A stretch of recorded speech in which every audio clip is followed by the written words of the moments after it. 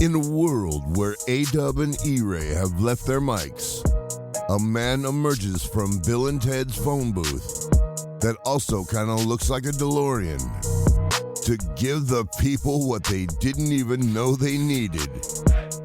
He captivates the masses with his stories of quantum leaping from one wrestling era to another, comparing and contrasting the wrestling world of old with the wrestling world of today in only the way he can.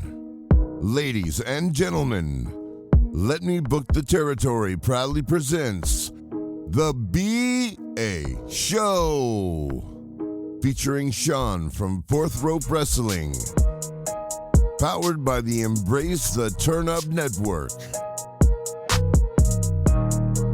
Hey, yo, y'all know what time it is. It is episode 9 of The B.A. Show. What's going on? It is I, B.A. DiBiase, a.k.a. Black IRS, a.k.a. the Beef for the East, B.A. Bigelow, at your service, here for the people. As we are winding down, what a wild, amazing month it has been. We are coming to the last review of the Symphony of Summerslams. We are coming to the final choice of, you already know, my co-host, my producer, my wise man. And he is here. Ladies and gentlemen, it is him, Mr. Sean, aka the wise man. How are you doing this evening, sir? Bro, because of the pick we have today, you could say I'm doing sensational. Because this is the cream of the crop for my childhood of SummerSlam. Cream of the crop. B.A. Do you know? Rolls Royce. The cream rises to the top. Yes, every single time. And the cream that has risen to the top today for the final pick of our SummerSlams. Do you know what it is? I believe it'd be a SummerSlam that happened a little bit after the madness that we reviewed last week. That was 05. Exactly. It was 2 years after the madness of 05 in the year of our Lord and Savior 2007.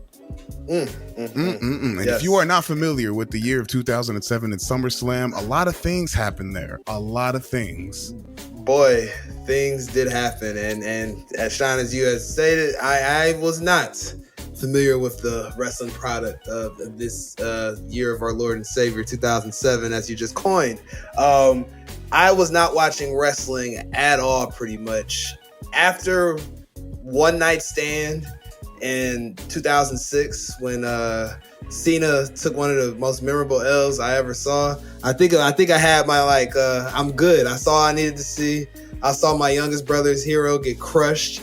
Like when Earthquake just killed Hulk Hogan when he broke his ribs. Shout out to the old heads that remember that. Those vibes. I was like, I know when to leave. I got nothing else to accomplish here. My brother's soul's crushed. I can go now. So I did literally the next time I watched wrestling, even a tad bit intently, was cutting on USA Network on a random night at my apartment. First apartment I had, year after I graduated from school, college that is. And the Nexus were destroying a wrestling ring with John Cena Classic. in it. And I had no idea what was going on. So that's what brought the curious side back. But Sean, since this is your pick, I'm assuming this is all your shit. All right? Oh, this is all my shit, man. So a little bit about this SummerSlam, just an overview. So this took place August 26th, 2007 in East Rutherford, New Jersey. So we're we're near Vince's territory still. This was, I don't know did they announce it was sold out or not? I don't remember, but you got a little over. They did. They made a comment saying it was sold out for weeks. Okay. Oh yeah, it was sold out since what did they say? July or something like that. June. I can't remember, but it was had an attendance of had an attendance of a little over 17,000 in the building. So 17,000 fans at this time. Pretty good, man. Pretty good. Especially for where they're at. So you got all your classics of what you say a little bit before the PG era and, end of the Ruthless Aggression era. You got your Ortons, your Edge, your Kane, your Cena, Triple H's return, Rey Mysterio's return. So you got a lot of good shit on this card. Yeah, I can't even deny. As I go through my normal notes I take for the Symphony of Summerslam month, like we just keep it to the bad shit, good shit, and get a little deeper dive with the main event. Yeah, I can't deny that, man. My good shit list is way longer than the bad shit, but by no means is my bad shit list short. So, so with that being said, you brought up the game, Triple H. And this is pretty much like, as far as hype packages go leading into this show, like there was so much anticipation for Triple H returning. Like he's coming home type shit. I'm a Cleveland guy, so it reminded me a lot of when LeBron came back in 2014 and they had the parade for him and shit, and the concert in Akron. This is what I thought was about to happen for Triple H. Like it's like I was expecting to hear the P Diddy coming home. He's coming home.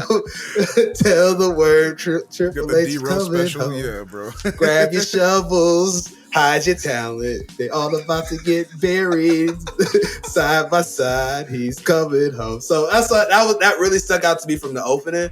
But as far as like the good shit and bad shit, since there is less bad shit, and I think this is going to be more of a subjective conversation as me watching this for the first time with 2023 eyes and not understanding this, but knowing something happened before.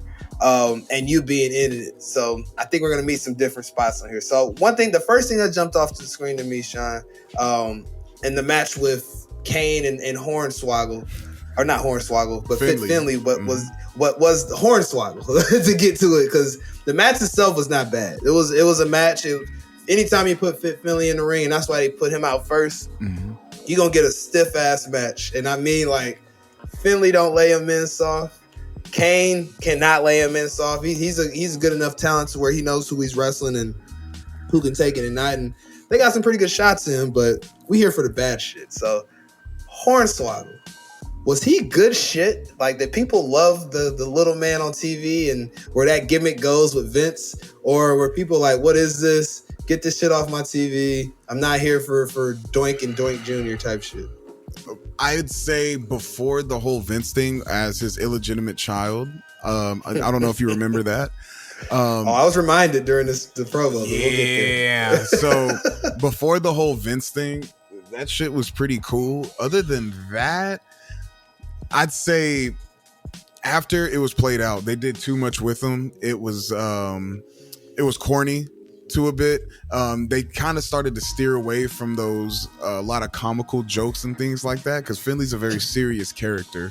So having a little Hornswoggle at first, cool. Afterwards, where he started getting involved in a whole lot of stuff, then he became the Raw interim GM, the secret GM and all that shit. Get Hornswoggle off my screen. Beforehand, 2006, and a little bit of 7 and back, cool. Everything after, get him off the screen. I kind of got that sentiment. And just listening to shoot interviews I've heard of Hornswoggle talking, and I know he's big, not big, but he's around the indies. He definitely does stuff around the indies. That's about as much as I knew about his post WWE work, but like I kind of figured like just anytime they can lean in on something that's just odd as far as the WWE, they lean into it till the bitch falls over and can't get up again. So I had a feeling that probably the peak of Hornswoggle was the whole Mr. McMahon, I am your father, am I your father, how am I your father thing. And then that shit pretty much ran its course from there. And they were just, like you said, trying to find a reason to get him on TV as much as possible for I'm call it what it is, the little man pop, the little person pop. And that's the E does. They lead into that kind of stuff heavy. And it's not even Hornswoggle's fault, because if you remember one of our past episodes, I think it was 2007 Night of Champions, if I'm not mistaken, we talked about how that wasn't even supposed to be Hornswoggle at first. So that was supposed to be another person that we're going to review on this card as well. So yes, it was a throw it at the wall, see if it sticks. It stuck for a few weeks, but then fell flat on his face. That's all that happened. Oh man, gotcha. That's just terrible. I mean, like I said, not knowing anything about it, kind of knowing the Hornswoggle story, kind of figured that was the direction it was. But speaking of men having illegitimate children, my man, Mr. McMahon, boy, I was reminded that Vince McMahon is still a character in the WWE because, to your point, in the 2007 Night of Champions episode, I don't think we saw Vince once. So we go from that, which was like May of that year, I'd assume, to August, and Vince is all in the skits talking about the coach and all these other and the Raw and SmackDown GMs of Regal. It sounded like Regal was the Raw GM, and we already know Teddy was the SmackDown GM. Trying to hook up their owner with a woman. So yeah, Sean. So that's the next cringe shit. I was just like, is it NDA season already? Like, it's always NDA season around the McMahons.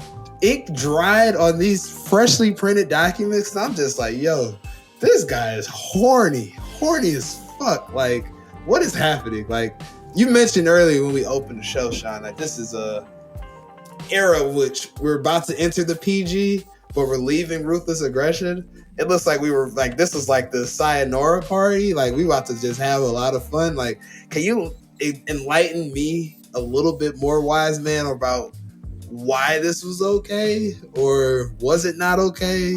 Tell me a little bit more about that whole era vibe. So the internet wasn't as prevalent as it is, or as it is now, than it was back then. So shit didn't spread long ways. People weren't getting canceled. You didn't have everybody getting hurt over a lot of things. The show was also TV 14, so a lot more things were allowed on the product than it is now. You'd be surprised what one bump in ratings can allow on a TV screen for a show.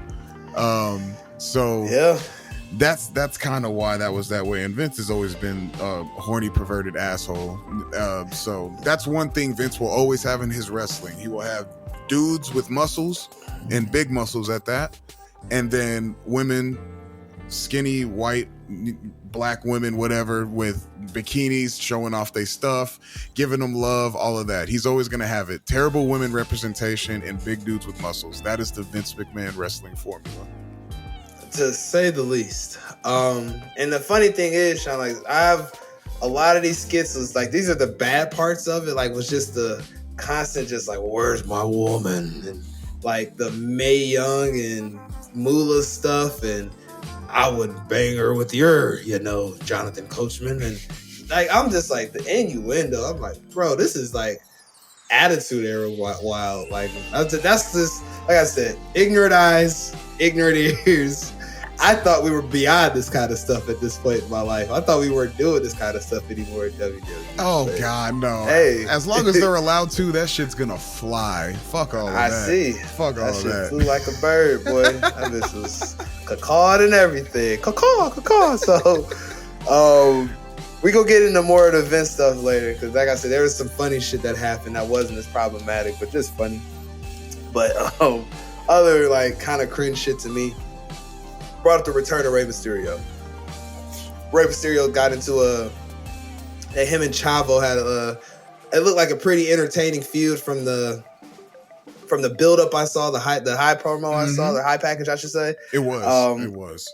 That's more aligning with the good stuff, so I ain't gonna go there. But Rey Mysterio's gear, he was dressed like. Oh, come on. He was dressed in all silver. So I started thinking. I was thinking back to 2007, and I remember there was a film series that still existed. They thought all sorts of revamps and reiterations, the Fantastic Four. And with the Fantastic Four, you have the sequel, The Rise of the Silver Surfer. And I remember there was a ton of marketing around this movie.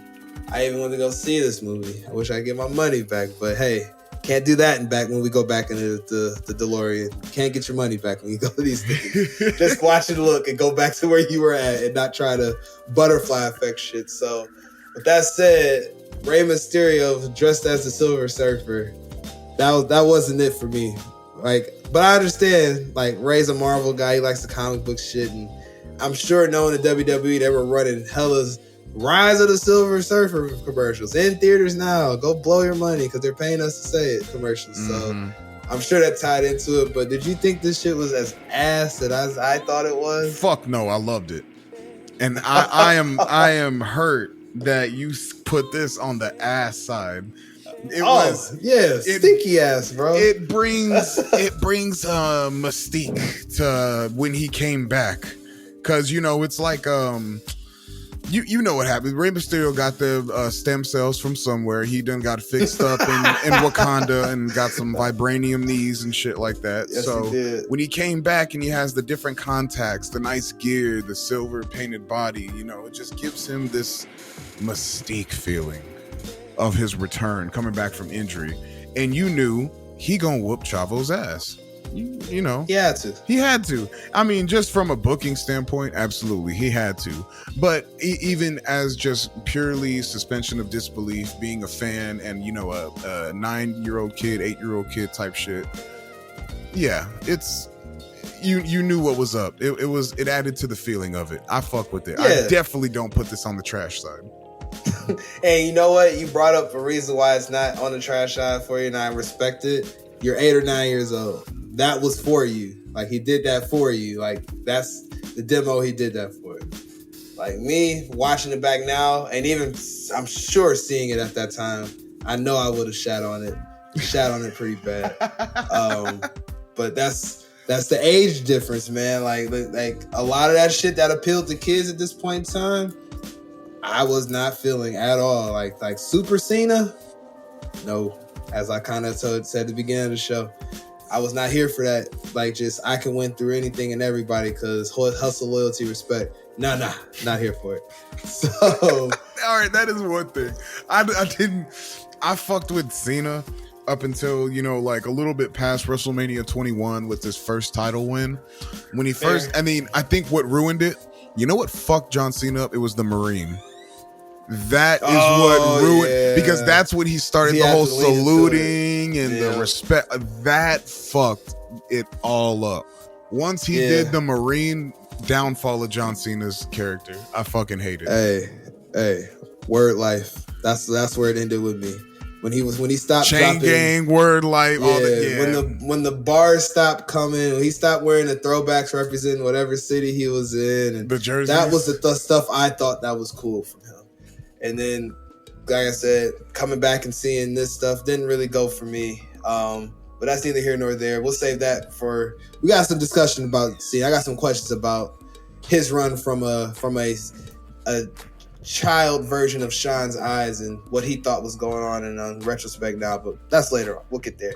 And during the Divas Battle Royal, to keep the bad shit flowing, there was a certain sign in the front row of the ring, Sean. Did you happen to notice a certain sign that I noticed? No, I see a lot of egregious ass signs that some of these dudes bring into the arena to say to the Divas at this time. Oh yeah, fucked up. But no, what other sign was egregious that just add it to the list, bro? Let me know. So there was this one that stuck out to me. It was right before the match started. As they were coming into the ring, and then they all came. They got like the singular entrance, which just tells you we don't care about this. Like, as far as from the book, they all came down at once. Yeah, that just screams like we don't care about the presentation. There was a guy with a sign that said the real match is in the hotel room with the Divas and myself, something like that. I was just like, bro, like, and to your point, a bunch of signs like this, and I coined it as like the man show culture that was being cultivated at this time. I don't know if you ever watched the man show or were allowed to. Okay, I'm sure you snuck and watched it. That's okay. The man show preached a lot of, and I watched it too. It was funny as hell at the time, but as in retrospect, it preached a lot of toxic masculinity. Oh, a bunch. Just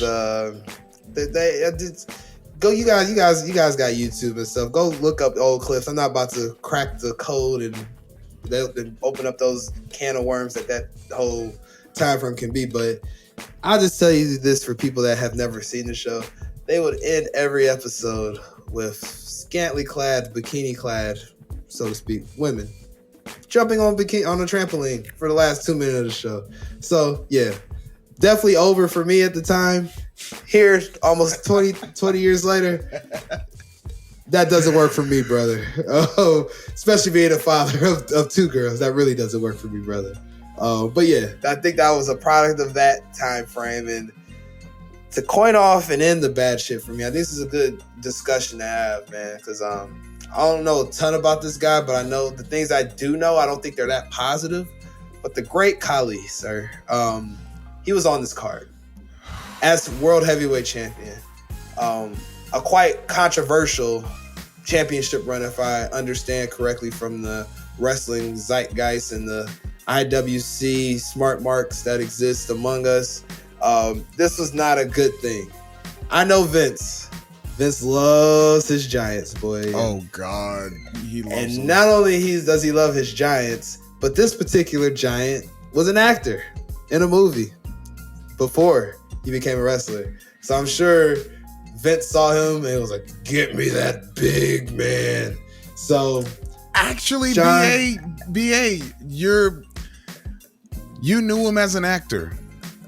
Yeah, but yes, and that's all I knew him from. The great Khali, before this, had actually been wrestling for 7 years prior. Okay. Really? And, yes. Where was he wrestling at? He wrestled in All Japan, New Japan, and All Pro. Now, there's something that happened with Khali that makes it very interesting that WWE hired him. The great Khali was actually in an accident and actually killed somebody in the ring with a spine buster or a spine power. Yes, there is a man like in All Japan or something. All Pro Wrestling in 2000 or 2001. I don't remember. He actually botched a spine buster and killed a man. Man, yep, that's awful. It's awful, and so I'm very surprised that now the great Khali as the person, the great Khali is actually he's still to this day an active police officer in India. I don't know if you actually knew that as well. Did not know that. He's like Indian, their Shaq, basically. He's the face of the I don't remember. It's not like all of India. I don't remember the place, but in a certain place, he's like the face of the police department over there. He's like a really big figure. And although he wasn't wrestling or he wasn't, with the police department during his wrestling time, he was still getting paid by them and getting endorsed by them and all that stuff. And so he's a great person. He just had a very bad accident in a wrestling ring, which makes it very surprising that Vince McMahon would actually hire this man and put him in the ring and to wrestle with his top talent. And then they put a belt on him. And the reason why it was so controversial is because he won it in a freaking battle royal. Oh God. When Edge vacated the title, he won it in a 20-man battle royal. That's how the great Khali became world heavyweight champion. You say you're surprised when I hear the circumstances of events and knowing Vince and how Vince's ego is, it does not surprise me that he brought in a man with that type of thing that happened to him. And WWE preaches a certain type of style. And so in his mind, he's probably like, as long as the guy just does giant stuff like choke slam, push, like chokehold, like that kind of shit. Like, yeah, and that's pretty much all he did at that point. Yep, and tracks to me. And the title runs, in my opinion, I don't like the great Khali. So the fact that you put him in the trash category, I totally agree with.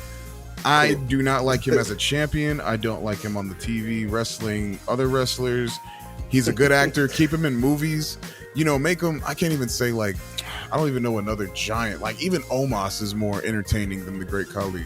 So yeah, he definitely moves better in the ring than him. So it looks like Khali's an older dude too. He looks like he's like in his 40s at this point in time in the wrestling ring. Is that a fair take? Because he does not look like a youngin'. That might surprise you too, because right now he's 50.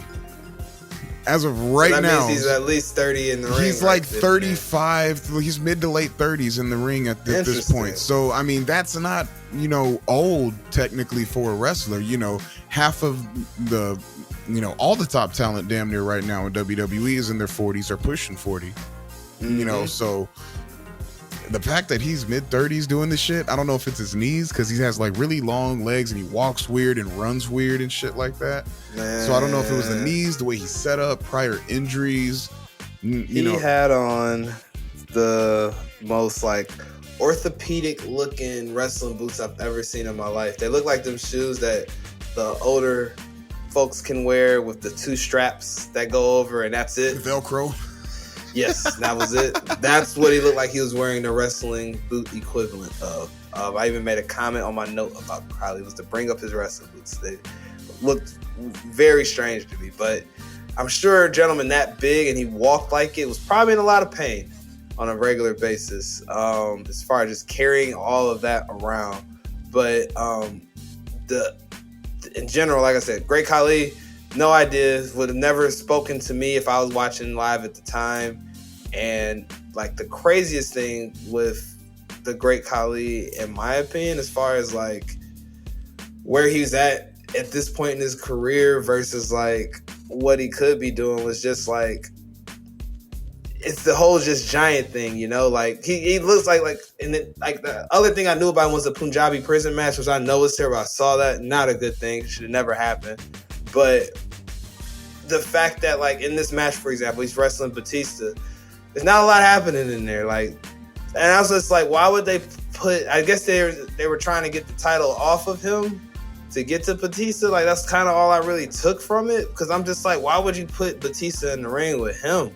Like, these are 2 guys that aren't known for their movement in the ring. Yeah. And the match screamed that. There was the way it ended, that awkward ass spear. It was like he just torpedoed his body into him. I was just like, bro, like they are screaming. Like they can't wait to get out the ring. Batista's already a wrestler that he can hold his own, but athletic and physically wise and speed, and you need someone else there to help him out. And and now you're moving Batista to carry Khali in a match. That shit is insanity. And you saw how that shit went. Honestly, like, I love Batista. Yeah. Batista's a great wrestler, great character. You know, that's one of the main dudes I think about when I think about the World Heavyweight Champion back in my, you know, when I was watching heavily as a kid. Right. But fuck, man. When a match with the Great Khali, terrible, bro. Just terrible. Man. And speaking of terrible, who the fuck was his manager? I don't even know that guy. He looks like an Indian Eric Bischoff. Like that, bro. I was like, who is this nobody? Like, who do they like?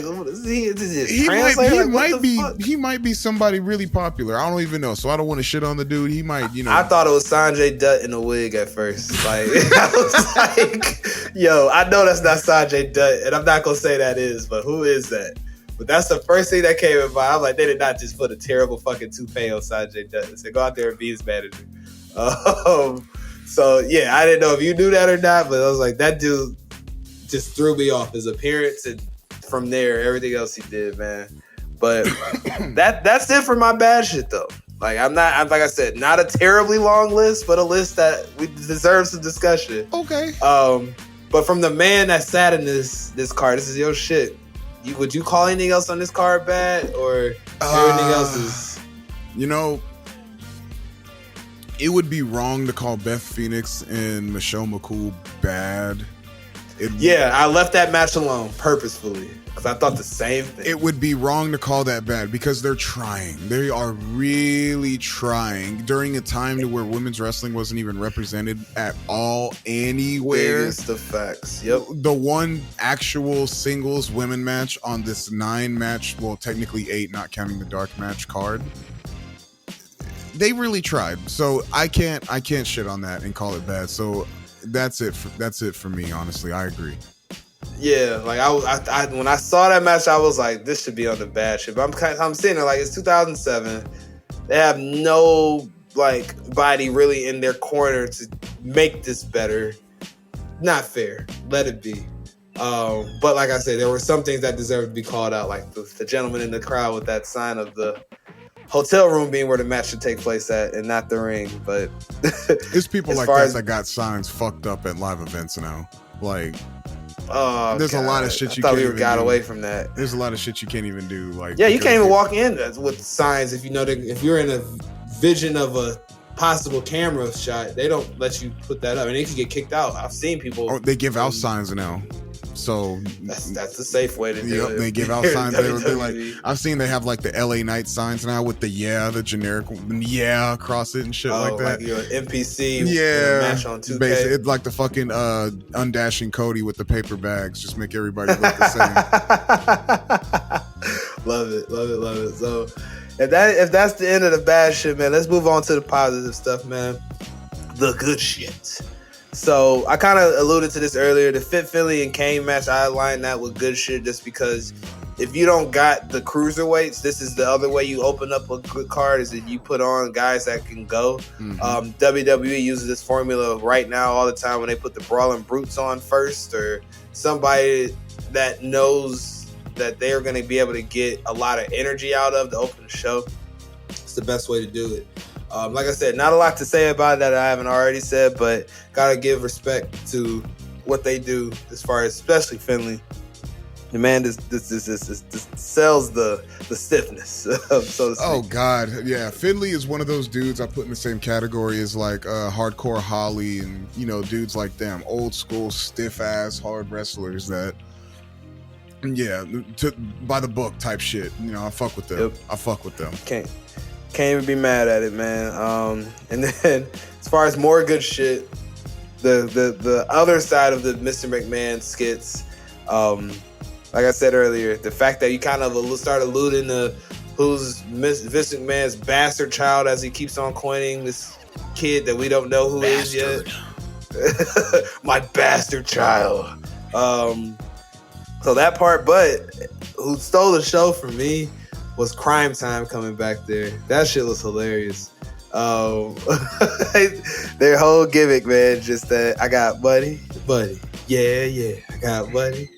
Like, and I know that whole gimmick was like super just problematic from the culture standpoint, but it was funny as fuck. And you gotta love, and like I said, you probably know a lot more about Crime Time in Real Action, but I did know about Crime Time as I screamed last week on the episode for 05 SummerSlam. I know that they did that whole thing with Lita in her thong and pulling it all out on TV, and that was like the last time we saw Lita until her coming back on her retirement run. Oh my God, Crime Time is arguably, I'd say, out of the gimmicks that are intentionally meant to be funny, one of the best tag teams ever. The way, like, me and my homeboy back in 5th grade, that's the earliest I can remember, like, actively knowing about Crime Time. I was in the 5th grade, and we used to do the whole handshake where they go low and then they jump and then hit the back of their hands up. We did that shit every day. And that shit was money to us. The kids, money. Wasn't thinking about what adults or like what people were offended. That shit was money to me. No, you shouldn't. I fucking loved Crime Time at the time. No qualms at all. No, bro. And I could tell, like I said, from the pockets of things I've seen them do, and then this, like, I could tell they were over. Like, as far as with just the crowd and the one-liners that they were given to say and shit like that. Dope as hell. But then you already know Shad Gaspard, R.I.P. Always cool to see him on the TV again. And the homie JTG. They like I said, I think that at some point in time we'll be getting into like kind of retrospectives on certain wrestlers or tag teams. Crime Time definitely deserves a look back because I know they never won a tag team title, and correct me if I'm wrong on that. But I feel like they just out of this era, especially after watching that Night of Champions in 07, they deserve to be in that mix, and we'll talk about it. But again, great to see them dudes. I know about them, don't know a ton, but can't wait to know a ton about them. I'll let you know anytime you want, man. I got you. Oh, for sure, man. And like I said, the Mystery Man skits in general, this is very subjective. You can look at this as cringe and terrible, or you can think of it as hilarious. I kind of fall in some sick place in the middle with it, just because I wasn't expecting to see the things I saw around Vince's behavior. Who was women's champion at the time? No names, please. The fact she didn't wrestle in the match and sat on a big ass chair and watched the other ladies wrestle, and the way Vince is acting in the back. And y'all know the stories. Y'all know the vibes. If y'all were following the tea leaves in 2022 with Vince, a lot of that stuff was happening right here, y'all. This was so the time. If y'all want to get a feel of when Mr. McMahon was Mr. McMahoning, kind of just living the gimmick, so to speak, it looks like he was 130% in at this point in time. So, like I said, very subjective, but I have a sick in the middle mindset on that because just of the things that happened last year. But now, I think, guy, Ken Anderson, aka Mr.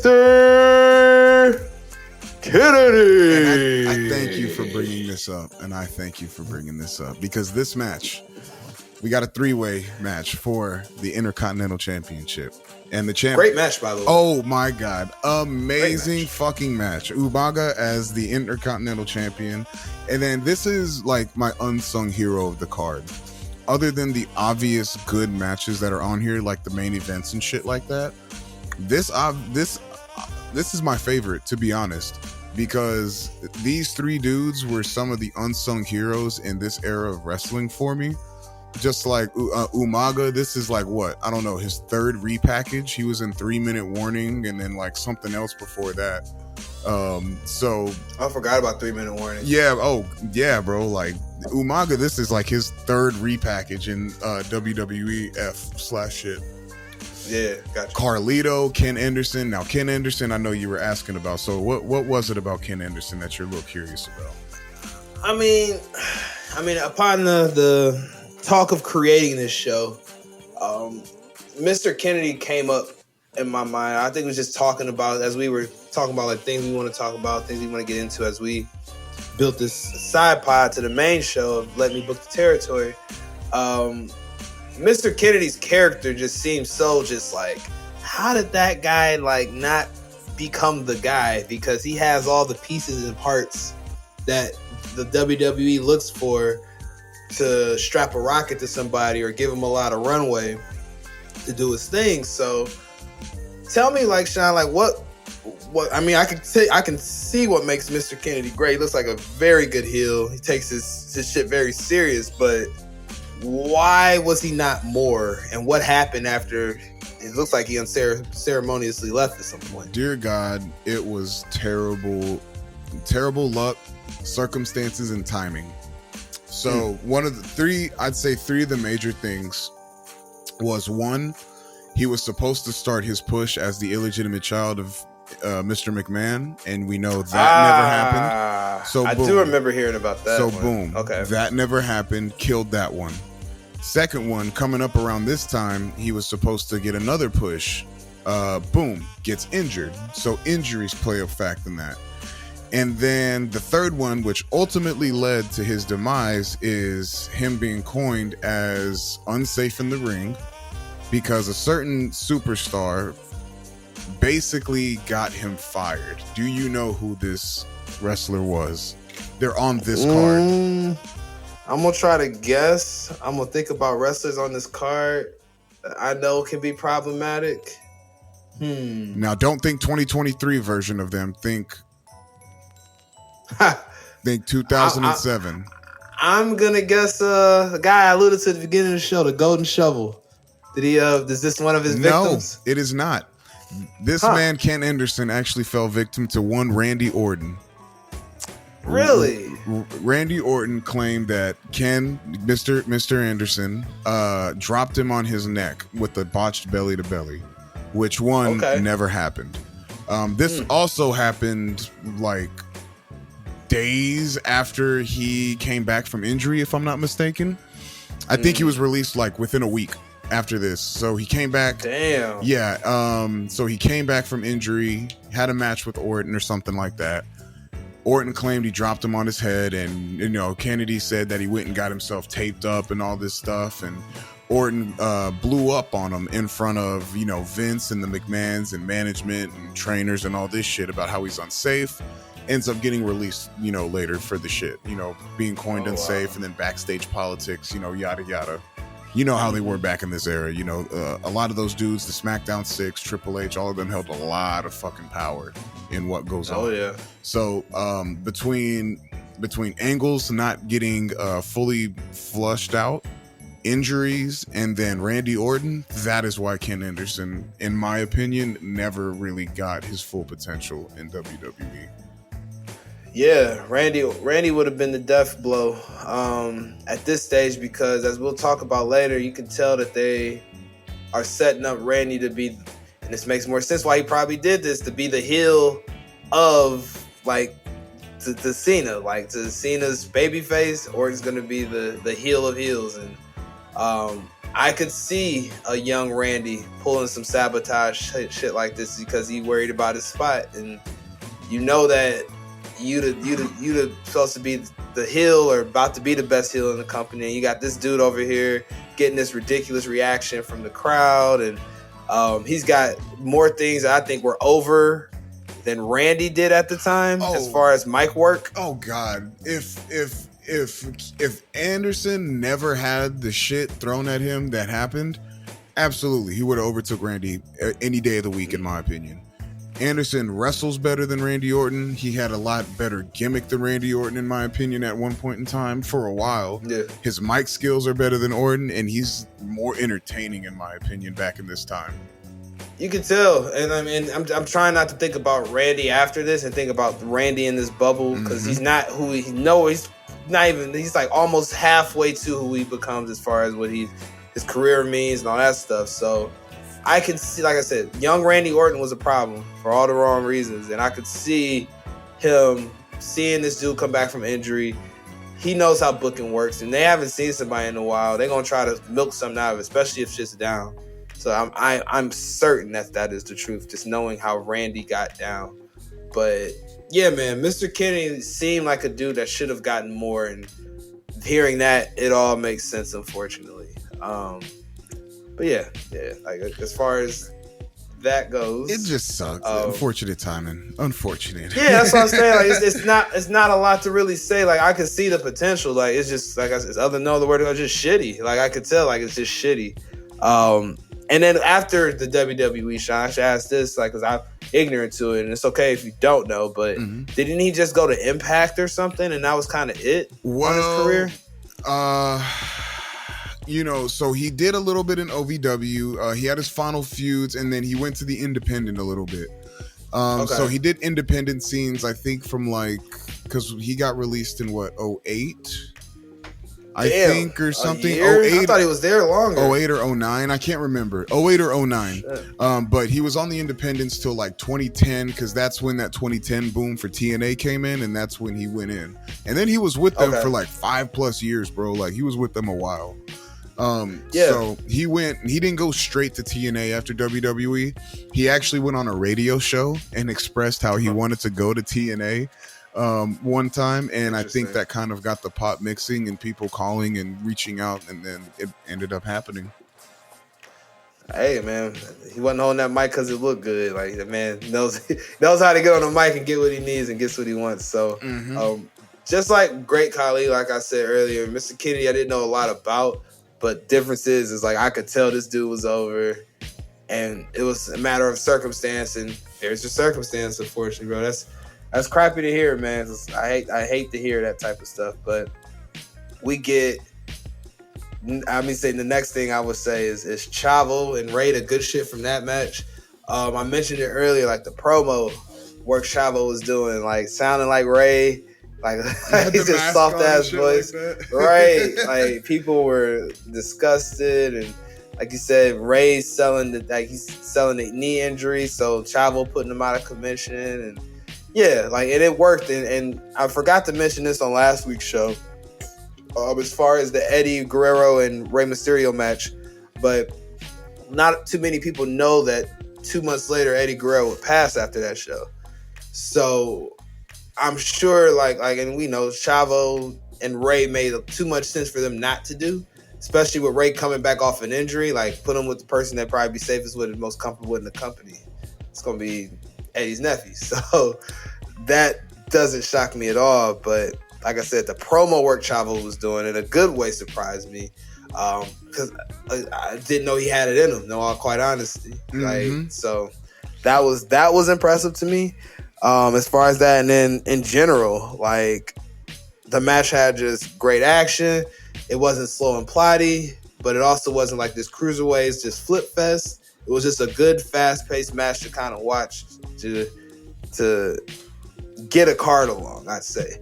Like, would you agree with that, Sean? Yeah, it was a great match to get the card along. It had a lot of depth to the story. It wasn't just something that was built up over like, a few weeks. This shit actually had like real life elements to it that added a lot of flavor to the pot. For sure. And it's actually it's not funny that you say that, but this kind of ties into literally what we were talking about before. Sorry to go, retro back a little bit. But it involves Eddie as well. So Eddie, his final match in WWE shortly after the Rey Mysterio one, was actually against Ken Anderson. And can't make this stuff there up. was a chair shot that looked pretty bad, and that led to a lot of people thinking this caused Eddie, helped in his demise, which also did not help with the image of Ken Anderson, which was another reason why he never really got that far in the company, because the fans after that point did not view him very well. A lot of people didn't. So I can imagine Randy's voice carries a lot of weight. Yeah, so between that, him being Eddie's last match, and then the chair shot on Eddie, and then people thinking that he helped in Eddie's, demise and things like that, and then tying into this match with Rey Mysterio and Chavo, their feud, and then and there's a reason you never really got to see a lot of Chavo was because there was another Guerrero that was pushed most of the time. And then the only other time they were equally pushed is when they were champions. Other than that, that's really it, man, that you saw at Chavo. And then we got some shittier gimmicks after this that we're not even going to cover. I don't even want to talk about them. But no, between the promos on that one, great job by Chavo. He really helped carry this through, because a lot of the time, through that Rey Mysterio injury, it was just him carrying the feud. He had to go through and do these promos and carry up and make people care about it enough all the way to another pay-per-view for a Rey Mysterio return. Rey Mysterio can't do that shit by himself, so props to Chavo. Big facts, yeah, and I think that's a big reason why he made sure he was the match he had coming back. Just there's a whole familiarity there. Like, not to say he's not familiar with other wrestlers, but Chavo's like family to him. I'm almost certain, not that I know that, but it kind of reads like it. So, like I said, great match to get us to the next thing.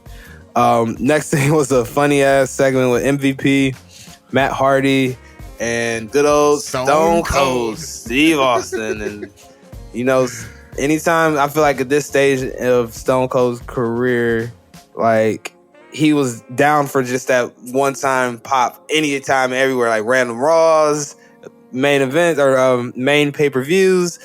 Like Stone Cold, you could get him easy. So that popped me.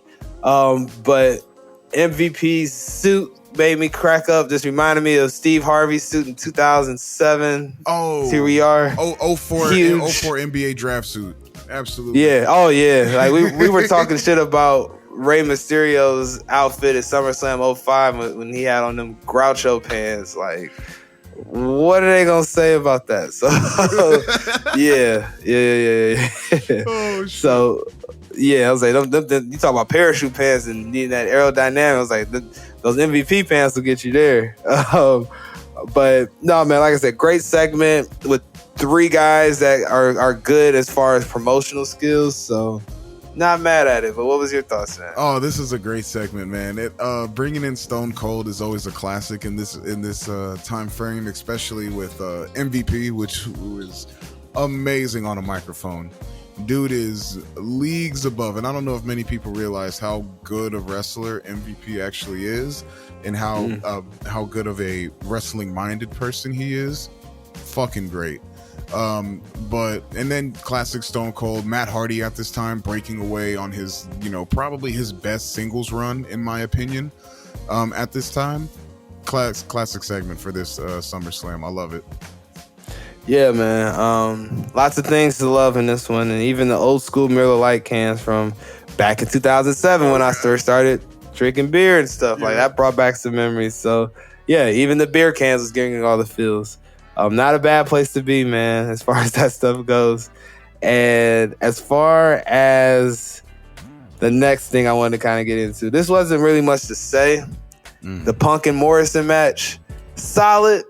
And I feel like it was also being used as a tool to start to try, and I could be completely off on this just because of how he feels about the company, but I feel like it was a way to try to get Punk over, kind of as far as the quest for the ECW title, because I feel like he should have won it from Morrison, but they're probably looking at, let's see how Punk looks chasing the title, and I'm sure that's probably what it was. But your thoughts wise, man, do you think it was something completely different? No, it's not really something completely different. They wanted to see him chase the title. That's a classic thing that a lot of people don't even understand. Big thing right now, who's doing that is Cody. So I'm not comparing it to Cody's going, but as far as WWE liking their baby faces, especially their baby faces that they're trying to make staples, because you have to think, after this, CM Punk became the ECW staple. He was the face of it. So yeah, props to Morrison. I love Morrison. He's over as fuck, in my opinion. The entrances, the wrestling, dude is still going. Yeah, no slow mo, no slow mo on this entrance. I was a little disappointed, not gonna lie. Yeah, I don't know why, but just him himself, the dude is just a great overall personality and wrestler. Now, sure, like you said, I do personally wish CM Punk, got the win here. It's at a SummerSlam, a Big Four event. That's why it spoke to me. Like, they want, this is the challenge for him. This is the chase. I get versus time to coordinate. Weird that it's Morrison, honestly, because this takes place in August, and then so he initially lost to Morrison for the inaugural champion. So he's still on a title run all these months. 2 or 3 months now at this point? So now this is his second or third time losing. So I don't know how many times he lost in order to get that bitch, but he got it eventually. Yeah, that's crazy. But like you said, like, he eventually gets it, but it's just, at the end of the day, they saw something in him. I feel like they knew that something was there, and Punk can attest to this. Like, they invested in him, but not to the degree in which he felt they should have been investing in him as his career went on there. But that is, as you know, a whole nother podcast. Shit. A whole podcast episode on that. But yeah, man, we here. I call this the co-main event to this show as far as discussion points, because we've had some interesting conversation around this match during the week. But the King Booker, and the returning from a year, I'm assuming, surgery. Wow. The Game, Triple H. Yeah, like as far as initial thoughts seeing babyface Triple H, almost threw up, not gonna cap. Not my cup of tea at all. Triple H will always be a great heel. That's the first thing that's gonna come to mind. And anytime he's been in these weird bubbles of being a face, and you can attest to this, you know better than me, it don't last long anyways. Because Triple H can't chill. He gotta do some shit. He gotta get over on somebody, as far as like presenting himself as one way and whoop-de-whoop in the next way. So it was, yeah, bro. It was a good way to get him returning. It's more of a feel when he's a baby face and he's returning, because they did the whole, I don't know if you paid attention to the promo packages, like the what was that show? Fuck, my dad used to talk to me about it. It was like the $1 Million Man. We can rebuild. Oh him. Yeah, Steve Austin. Yes, we can rebuild him. Yeah, so they were running shit like that for him and things like that. So hilarious. It was funny. Boxing. It was funny as hell. But at the same time, it's like, all right, big return for Triple H. But you're right. They don't last long, his babyface runs. And they're not necessarily the best. They're momentary. It's for the moment. They're moments in time. Like we were talking pre-pod, the 01 return, when he came back fresh off a cycle, it seems, of those stem cells and HGH products. And then he turned heel. There you go, because he can't look like that and be a babyface. Like, man looks like Terminator. He cannot look like that, and people take him serious as a good guy. So, like I said, the circumstances in which I get even more so understanding what King Booker was doing at this point in time. Like I mentioned on the Night in Champions episode where I really missed out on King Booker. The gimmick looked amazing on that pay-per-view. Even more so as we got here and saw the high package of the stuff he was doing on Raw, the tone of the King and JR's commentary. Like, they were really fed up. They were sick of Booker T's shit. So before we get into this match, Sean, if you can, wise man, of course, tap back into this time. And what is the type of shit Booker T was doing that was that egregious where we was like, nah, we need the King of Kings to stop this King Booker? Like, what was he doing? Slandering Triple H.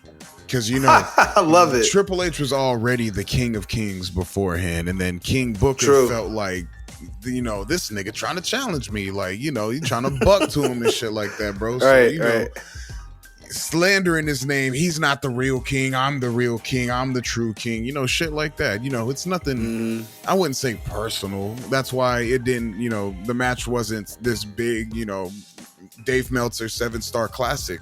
It was run of the mill, get Triple H in. You know, Booker T gets his shit off. Triple H gets his shit off. Boom, Triple H wins. Everybody cheers for him. He's officially back. Go cut a good promo on Raw the next night. Done. Yep. That's it. That's all you need. That's all you need to get him back in. And then after that, he probably turned heel, like, you know, probably a couple weeks, you know, to a month or two after this. The next pay-per-view. Exactly. Yeah, he's probably a heel the next pay-per-view trying to chase the title. That's all. Mm-hmm. So, I mean, I wouldn't really coin this a co-main event. I would say it's a really big moment on the card just for the return, but as a co-main event... Oh, no. Let me clarify. That co-main event was about us, you and I, having this discussion. Okay. Yeah, I completely agree with you. This is not a co-main event for the card by any stretch of the imagination. Like I said, it was more just like, I know the stance I have on Triple H, and I now officially know how you feel about trips across the board. So I was like, yeah, it's going to be a lot of banter around this. But that's healthy and okay. Yeah. That's fine. So, other things that stuck out to me from all of this, Booker T's heel presentation, not just the crown and the robe and the little shuffle with the pinky. No, the facial expression that Booker T gives when he's in this gimmick, just, I'm the king. And these people know I'm a king, right? I'm going to keep smiling. Like, I'm not going to question it. So that is just pure comedy to me, because you could just see it on his face, the internal dialogue that's happening in his head. Beautiful. That's heel work you can't teach. Right, that's heel work you can't teach. Like, you got to know what you're doing. Mm-hmm. And the good thing about Booker is that, at least in his WCW run, he was pretty much a heel the entire time until he left Stevie Ray. When they started giving him his singles push, like they were booked as bad guys back in the day. Yeah, but everybody loved him. Like, you can't make a bad guy for so long. And so he got a lot of TV time during this time too, because it's another Chavo situation. He had to carry a feud without the man being on screen. So you got a lot of time, you got a lot of talking, you got a lot of promos. Charmel helped out a lot with the character. Charmel is pretty underrated in this whole King Booker situation. I'm glad you brought her up. Because I was gonna say, I could tell that, like, this doesn't work without her. Like, if it was just him coming out there, it will work here and there, but it won't have the same everlasting effect that the whole gimmick does. So I completely agree with you on that. Absolutely. She was essential. Everything about it, if it did not happen, in my opinion, the way it did, it would not have worked. You don't know, the whole run, the presentation, the championship, Charmel, the feuds, the eventual spiraling down and self-doubt of him being the true king and shit like that. Great. Such a good character work. Exactly, because that's how kings usually end up, you know, downfall. They have, you know, am I really in power? And then someone else comes and knocks their ass off. Boom. Great story. Love it. Yeah. I'm not mad at that half of it after understanding it more. It was like they needed Triple H to get King Booker out of here from that perspective of things. But like as like I said earlier, Triple H ends up winning this match. The match isn't a bad match, but it's not either one of their best matches. It was more just like everybody blew their load when Triple H came out as far as the crowd reactions. They were just waiting for Booker T to lose, basically. Yeah. Not a ton of excitement around that, but I completely get it, just knowing how that goes. Well, it wasn't a match that had really anything riding on it. It's like, all right, cool. If Triple H loses, a grudge match. It's a tiny grudge match. If Triple H loses, then Booker T wins. If everyone expects Triple H to win, and then that's the end of this shit. There's nothing to go after it. So it's like, all right, come on, let's the babyface win now. Let's get this over with. Yep. I'm sure we got a promo the next night on Raw from Triple H, and then the heel work commenced from there. As far as what is he going to do to begin to turn on somebody? Back to the dark side. You fucking know it, man. So I mean, I think as we've talked it out, and I hear your piece on this era of Trips, he doesn't seem like he was the worst guy, but still, you gotta protect your neck. And we were talking about why Booker did this earlier. Like, why would he do this? And you brought up a good point. It's like, why would he not do it? Like, this is something he's never done. He's never went and created another version of Booker T, and it works so well. So, like I said, he gets it on a whole nother level as far as that goes. But with Booker T, like I thought that he was gonna, as far as the heel work, watching it the first time, just like, oh, why they gotta go over on the black guy, and then the second time now understanding he needed this for the heel persona. Because I don't know what happens after this with King Booker. Like, does he try to get back at Triple H, or they literally move on? I don't know, but I'm pretty sure he moves on, because I don't remember a whole run of a feud with this at all. So it was literally like, I mean, and you know what? As I talk through it, I'm even less upset about it, because Triple H needed this win. He's back. He needs to start hot. King Booker needed to establish his run as a heel. It's cooled off now. Now he can go see where he can get his heel shit off at next. So this was the perfect match for these two, because they don't need this big storyline. This is what it was supposed to serve. Triple H was coming to say the day, send everybody on their way. After King Booker gets defeated, but King Booker's gonna wake up and be on TV wilding out, whether it's Monday or, in this case, back in the day, Thursday night. So yeah, like I completely get it from that perspective. So Wise Man, again, you did it. You calmed me down. I thought I was gonna have way more aggressive thoughts about this match initially when I first saw it, especially, like I said, Triple H as a babyface, and the excitement around. I was just like, what is happening? Like, how is this man's favorite pay-per-view? I'm like, this doesn't make any sense. So further discussion, further viewing, I'm gonna calm down the vitriol I had initially when I saw Triple H with a smile on his face, so thankful for the people. Like, I missed this. Like, you are not a good guy, bro. Like, you are an asshole.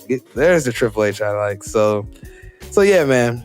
That was our co-main event, like I said, just the discussion piece around it. Yeah. But here's the true main event discussion. John Cena, WWE champion John Cena. This is title defense run number 2, if I remember correctly, right? This is his second run as WWE champ. So with that said, this being his second run, we then have a foe being formed for him. That's been on a run of creating his own legend, so to speak, as the Legend Killer. The past 07, the Legend Killer stuff started like 05, 04 maybe even. So Randy Orton. So this is supposed to be like, and you can speak way more better to this, Sean, being in the product, especially after watching the hype package leading up to this match. I was like, yeah, we're going to talk to Sean about this, because it just looked like there's a lot going on, but nothing that really seemed to matter. It was just kind of like, this has to happen type shit. They got to fight. So tell me, bro. Tell me about what was going down. Yeah, it's kind of... All right, I'm going to be real with you, bro. It's one of those it has to happen type of deal. We need someone to face our champion. And it's either going to be, your... it would have been Triple H probably if he wasn't fucking injured. Let's be real. Okay. And then they needed, Orton was the backup in my opinion. And it's one of the, because I think that they fought like 20 something times on TV and pay-per-view, like Orton and Cena. Like they've had quite a few matches in this era. So this was another run-of-the-mill John Cena and Randy Orton match. I'm not saying it was trash, but Randy Orton, you knew what you were getting at this time. And then especially with Cena, you knew what you were getting at this time. You got a asshole heel with Super Cena, hustle, loyalty, respect, and I'm gonna push through anything. Barf. And fucking towel in the back pocket. And, salutes and shit. Yeah, nah, I'm good on that. But surprisingly, it went 20 plus minutes on the card. I was gonna say, it's a lot of false finishes, a lot of stuff you would expect out of a main event style booked match. Bro, like I completely agree with that. Yeah, I mean, and like it's not like the greatest match, but for a main event, for a SummerSlam, for the WWE Championship, solid. Would I have done it differently? Probably wouldn't have chose Orton, but that's really, yeah. Who would you have chosen at this time frame? Like I said, if Triple H wasn't injured, maybe him. I don't know who was, because Batista and Khali were going at it. Edge already retired, or gave up his championship. Umaga's JBL sitting at the booth. JBL lost the retirement match to Ray. Shit, I don't know. Maybe it had to be, like you said, it had to be Orton. There's nobody else. It had to be. Everybody else is either injured or the guys that we know that come along weren't ready yet. So Randy was primed for this spot. But I was going to say, like, you said that Orton shouldn't have been in this match. I kind of felt like Randy should have won the match, bro. Like, in all honesty, like, I know what the match was designed to do and where their cards were all at as far as who they pushed all in on and Cena. But the style in which the match happened, the way Randy acted after the match, like looking up the ramp, like on some Cody at WrestleMania 39 stuff, kind of like, this ain't it. This ain't over. And I don't believe it's over from what I understand. God, no. So, yeah, as far as just this particular Cena run with the title, it made me feel like, that's why I say, feel like Randy should have won the match. It's the way it was kind of looking at the end. So, all right. So I was shocked to hear you say that Randy shouldn't be in it. Okay. I was like, the way it was kind of booked, it was like, oh, this is his time now, but it's not his time. And do what with it? And that's kind of like, that's where I kind of retreat back on that, because what is he gonna do with it? Who cares if he wins the title? He's an asshole. He's a huge heel. You got two options. You run it back with Cena to the next pay-per-view, or you got some other babyface that's gonna fight him for it. And who else would you do? You gonna give Triple H a babyface WWE title run? Bro, I will blow this DeLorean up. Just basically say that. We'll just stay in 2005 and stop, or 2007, and make sure that doesn't happen. Oh my god! It's like I said. I think it kind of on both ends. It's to your point. It had to be that way. There was no other way to do it, because if Cena wins, it's the baby face and some other asshole heel comes along and gets put in the dirt. That's normal. Yep. Orton wins it. You need another babyface to take it off of your top heel. That's a little difficult, unless you get right back to Cena, which there's no point of that. There's no point to hot potato it. Exactly. Why would you hot potato it? You might as well make your star a stronger star. As far as Cena's a stronger face, Randy go off and do whatever, and then see what's happening on the underneath part of the upper card and the mid, basically, to see something new that they can do. But to your point, bro, all things considered, at the top of this card, with everything happening, I can't be mad at a lot of the decisions that took place. Just not knowing and thinking like, damn, a lot of their guys are gone right now. As far as people that they could put in these spots, they literally didn't have a choice for about a lot of this, and they made chicken salad out of chicken shit as far as what they had versus what showed up on the TV, which was not a bad SummerSlam. Like, I think it's definitely not the worst we've reviewed this month. But like I said, it was just a little strange bookings there, and having a more deeper conversation about the roster and what's happening, a lot of those booking decisions make sense to me just because of more circumstance than the why. But yeah, bro, it makes you a lot of wondering of what ifs. Like a Triple H John Cena match in 2007 probably would have been fucking fire. I would have believed a better chance of Cena dropping that to a heel on a mission to get his shit back Triple H versus a building up Randy Legend Killer gimmick. So that would have been interesting. But bro, like I said, this card in general was not that bad. But one thing I did want to ask you that popped up in my mind from this match, and this may be just because I've been so in and out of the product during this man's actual like run he's going to be remembered for and put in the Hall of Fame for. Yeah. But John Cena, title defenses that come to your mind when you think about John Cena's overall career work outside of the 2006 One Night Stand and him winning it for the first time in WrestleMania 21. Those are all iconic moments. But what are some other moments from his, 15-time WWE championship runs? Like, is there any particular match where you cut on a TV? I know you're not a Cena guy in particular right now, but is there any match outside of the ones we discussed that you could go back and watch right now that's a WWE title match involving John Cena? No. Confidently. I kind of had that feeling because I can't think of anything. I can't even think of like YouTube countdowns of stuff I've seen of Cena where I'm like, I gotta go see that. You gotta think about the wrestling that we've absorbed and think about that versus John Cena. And I'm gonna use a quote from E-Ray here. I've seen Kenny Omega and Will Ospreay. That shit don't slap. Like, I've seen such great wrestling. I'm not saying I'm comparing it directly to it. In contrast, I'm saying I've seen such great wrestling in my lifetime.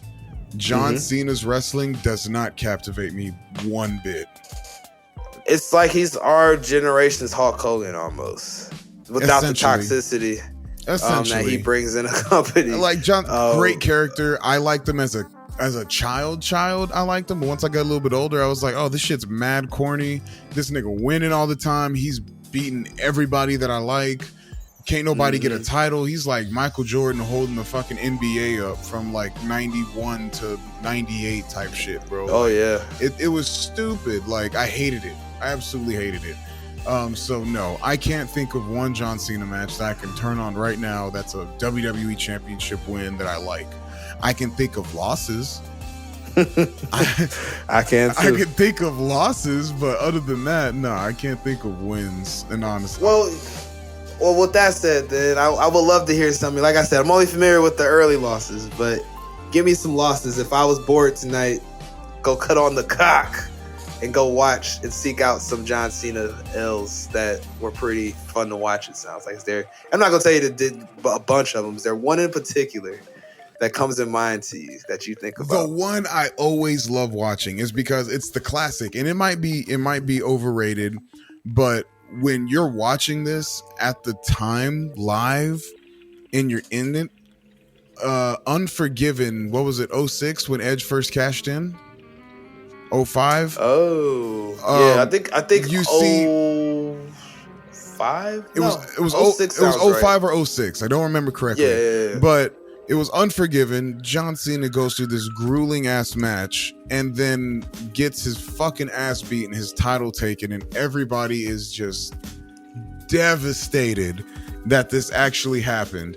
It's the best feeling on earth for seeing. When I saw that shit, I was like, yes, let it happen. Because also, this is the first time that shit's ever happened.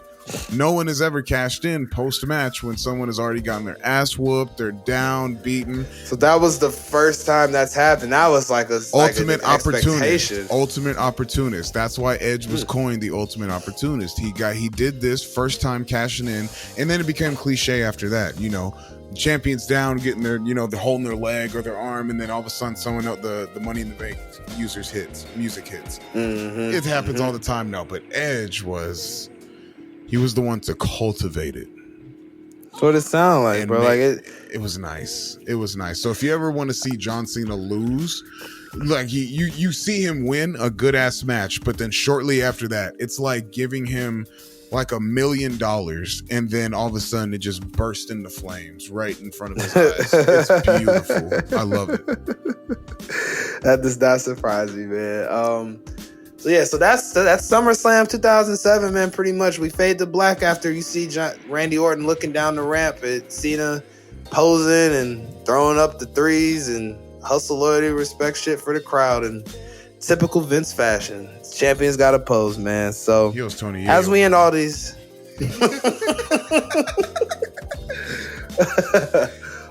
so with that all being said, as we do with all these SummerSlam cards, Sean, your letter grade for your favorite, as you stated, SummerSlam. BA, A+.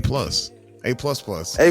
Not necessarily because of the wrestling, just because of the circumstances of when I watched it, the things that happened, and like you said, they took chicken shit and made a pretty decent chicken salad. Like, it wasn't bad. I can't be mad at it. It can't be, because when you think about it, a lot of these things had to happen with a lot of these people based on what was going on, because there's no way you could throw them in at the time because of injuries and build new stars and shit like that. So fucking great. A++, man. What is yours? I'm very interested. Your non-biased rating. See, I'm not gonna trip on you giving that biased rating, because if y'all remember the first episode of the month, the 96th episode, which was my favorite one as far as like nostalgia stuff, the same reasons you like this, I gave that shit a whole letter grade that it didn't deserve, just based off of the pure fact I was in the building. So I can't talk, but I'll tell you this: it's not an A+ in my eyes, but I will give this card a solid B. And the reason I give it a B and not a B+ or A- is because of when I think about a card that's an A for me. Okay. There's just a bunch of matches with a bunch of stuff happening to not really make you look for why you bought the pay-per-view. Like, in my opinion, that's what kind of puts certain pay-per-views or PLEs, whatever you want to call them, over other ones. Is like, was I sitting there like, all right, so when is this Triple H and Booker T match happening? Like, when is it coming up? Or that's kind of the side. The less I have to look for the next match, the more I respect the card. And there were some matches on here that weren't, I mean, most of the matches were pretty solid, but there were some matches that were just kind of boring and just like, okay. Yeah. We here. So I can't knock that half of it, but that's most cards. This is what it is. So I say I give it a B. If they weren't as creative with the things they did, it'd probably be a C. As far as just what they had going on versus what we actually saw on the screen, man. So I ain't mad at them for it, man. It's a very fair and equal SummerSlam to close this month out on. And as we get to the close of not only the episode, but this retrospective of SummerSlams we've done, question I want to ask you, Sean, and I was not preparing you for this one, but this is a question I just wanted to know, like, as far as from this month, out of all the SummerSlams we watched, what was the best thing you saw? Like, the most fire shit you saw out of all four of them? The absolute most garbage thing you saw? And what was the most interesting thing that you learned from this whole retrospective of SummerSlam? Most interesting thing for sure was digging into the Hogan and Shawn Michaels backstory. That shit's hilarious. The trashiest shit that I saw, I would have to, that's a hard one. I would say all the women's wrestling in here was pretty garbage. Most of it was bad. No fault of the women. And then what was the third one you were asking? The most fire shit you saw. Like, what was the shit that popped you the most out of all these cards? The entirety of 02. What's yours? I'll start my most fire shit. I'm gonna have to say from the 02 card, the Ray and Kurt match. That's, like I said again, the most craziest way I've ever seen a pay-per-view start. Out of any pay-per-view I've ever seen. There may be some WCW stuff that touches it that I can't think of right now, but that was just insanity. The worst thing I saw, oh man, there was some bad shit. I have to just go off of what's on the top of my mind. That weird ass fatal 4-way, I think it was not handicap, but tag match on that 96 card with the Body Donnas and the Godwins and the fucking Smoking Guns. And who was the fourth team? Can't think of who the fourth team was, but that was the absolute worst shit I saw out of these four butts, and I was in the building when that happened. I think I blocked that one out of my memory. I don't even remember the match. Black it out. Happening in person, for sure. So what you do with traumatic events. That's my defense mechanism. I block it out. And then the most interesting thing that I didn't know, definitely from this card, man. A lot of these cards I was already familiar with to a certain degree. Really?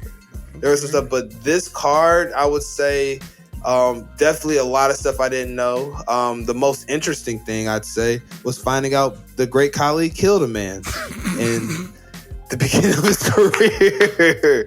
Was not expecting that when you said Great Khali's story's wild. I was expecting he was like a cage fighter or something stupid or crazy. Like some you would never think. Like, he was fought MMA. Like that big motherfucker? How? No, he killed a man accidentally. Yep. Wild. So, as I always say, man, thank you, producer, wise man, Sean, for traveling with me, man. It was a wild ride. We're gonna get back to our normal cadence in August. On the main show, at the point you're listening to this, we are gonna be getting ready for the Detroit extravaganza in real time 2023. The fellas, myself, E-Ray, and A-Dub are all going to Detroit for SummerSlam weekend.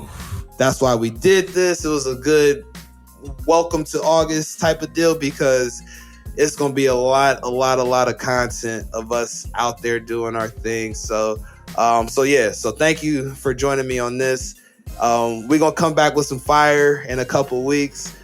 We did a lot of work this month trying to get these SummerSlams in. So we're going to go completely left on y'all. And when we go completely left, I'm going to leave y'all with a teaser. That's what I'm going to start doing now, a little teaser. What if I told you there's a pay-per-view out there that I think exists completely of gimmick matches? And I'll just leave it at that.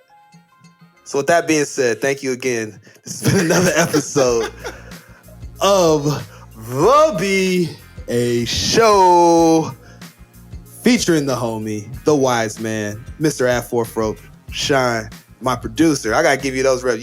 He produces all of these shows. When y'all hear this, he is the producer. He's the man in the background. We don't just call him the wise man because it sounds funny. Shine is a big value to the Let Me Book the Territory conglomerate. So with that all being said, Shine, where can the people find you? 4THROPE. As of right now, no, fuck off. This was a good episode, man. It's in good spirits. This is an A++ one. Now, if we was reviewing some trash, like some garbage money, then fuck off. Get out of here, bro. We try to get out. I'm done with that. But man, it's Fourth Rope. That's it, man.